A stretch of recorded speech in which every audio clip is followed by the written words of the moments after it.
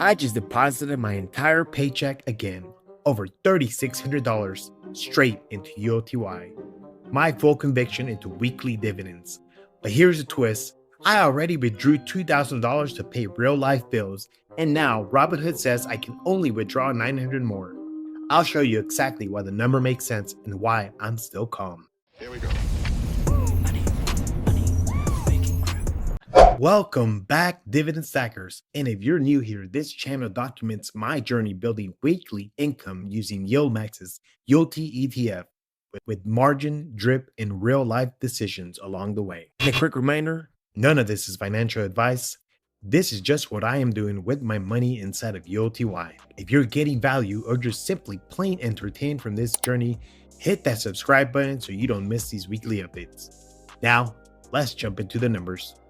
So as of the morning of 10/9, ULTY price sits at $5.47. My share cost basis sits at $5.71. My break-even price after dividends is $5.32. So good padding right there. I now hold a total of 2,089 shares, and those additional shares came from my $3,600 paycheck I deposited, and my manual drip buy, the true engineer, of 34 shares at $5.50. My market value now sits at $11,426.90. My net invested $11,938.28, and my out-of-pocket invested $11,113.54. My lifetime dividends $824.74, and my unrealized P&L negative $511.38, which is a negative 4.28%. My true gain, including dividends, a positive $313.36, which is a positive 2.82%. That last line there, the true gain, including dividends, is the scoreboard I optimize around. Bottom line, price sits under my average, but dividends pulled my break even to $5.32 and keep the total green. That's why I felt comfortable going at it again, depositing my whole paycheck into ULTY. For my after-tax dividends, I'm calculating $756.70. That means I owe Uncle Sam $68.04. These move with how each weekly distribution splits between income and return of capital, which is ROC, and we'll circle back to the timing and cadence in a minute. And a quick pause before we review the margin. A big shout out and a huge thank you for helping this channel cross 1,000 subscribers. Your comments, likes, and shares literally fueled this series.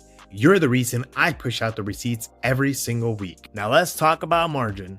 My equity sits at $6,389. My margin used $5,038. My maintenance requirement at 30% is $3,428, and my buffer sits at 48%. Jumping real quick here to the Robinhood account, my available buying power sits at $1,907, and the kicker here, I'm only now able to withdraw $900 from this account. And you may ask, why so low? Because I already made multiple withdrawals that I will show you here shortly, and those came straight out of equity, tightening the gap to maintenance, which is why withdrawable now sits at $900. Robinhood caps further withdrawals so you don't crowd a margin call. Think of it as a formula. Excess liquidity equals equity minus maintenance. After a $2,000 cash out, excess shrinks, so $900 left is exactly what I expect. My interest is at 5.5%, and as a Robinhood Gold member, I get $1,000 interest free. The daily interest rates between 59 cents and 61 cents, and of course that is manageable as long as the buffer stays healthy. My monthly net dividends continue to ramp up. September was near $329, and October is tracking around $311 as the share count climbs. So I do expect October to far outpace September, with me dropping in my whole paycheck. The weekly net dividends are also continuing to stare up. Drip at slivers, new buys steepen the slope. That's dividend acceleration, not just income.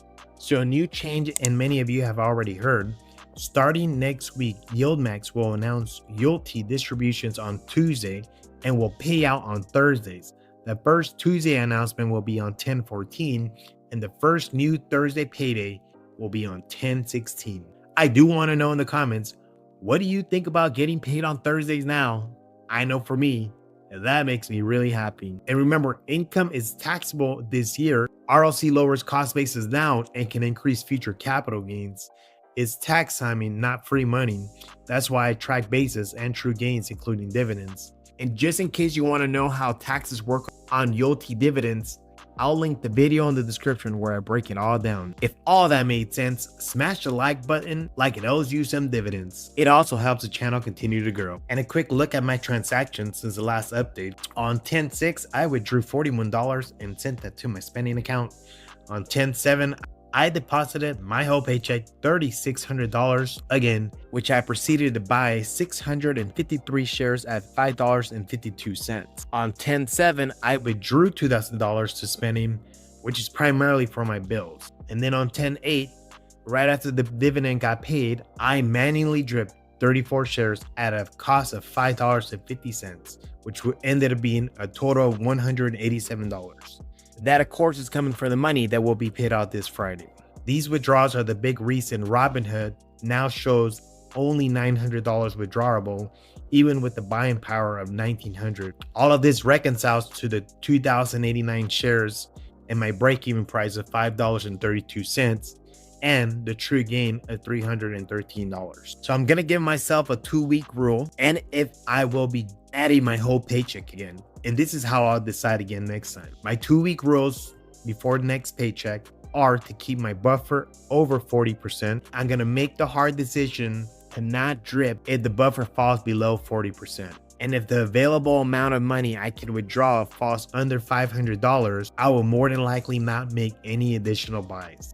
Because I've already pulled $2,000, I'm going to prioritize the buffer. And if the withdrawable hangs below $500, I will pause new buys regardless of the price. So I'm just going to have to suck it up here. But I definitely have to say that I am happy how fast my shares have grown so far. It's probably something that wouldn't have happened if I wouldn't just deposited my whole paycheck in there. So what raises my withdrawable amount after that $2,000 that I pulled is going to be 3 levers: price up on ULTY, a deposit of cash, or a reduced margin. So the last option I'll have is to let the dividend post as cash and trim the margin. Although I prefer to drip, I'll have to consider only if the buffer remains healthy. I will definitely tap the brakes if ULTY knives towards $5 with no bounce. The broker, Robinhood, lives the maintenance above 30%, or if the weekly distributions shrink enough that interest starts catching up. These are not predictions, these are just guardrails. So let me know what you think I should do. Should I keep the pedal to the metal, or should I slow down a little bit? Comment below, drip or cash, and let me know why you would. I'll pin the sharpest stake and use it in the next episode. And if you want the exact ULTY YOLO spreadsheet I'm using, the snapshot, dividends, transactions, margin math, and true gain calculator, the link's in the description below. Clone it, tweak the rules, and track your own path. In the next video, I'll confirm the 10/10 payout, show the updated share count, and watch whether my withdrawable amount moved before we roll into next week, when the dividend announcement will be made on 10/14. And again, none of this is financial advice. This is just what I'm doing with my money inside of ULTY. ULTY YOLO out.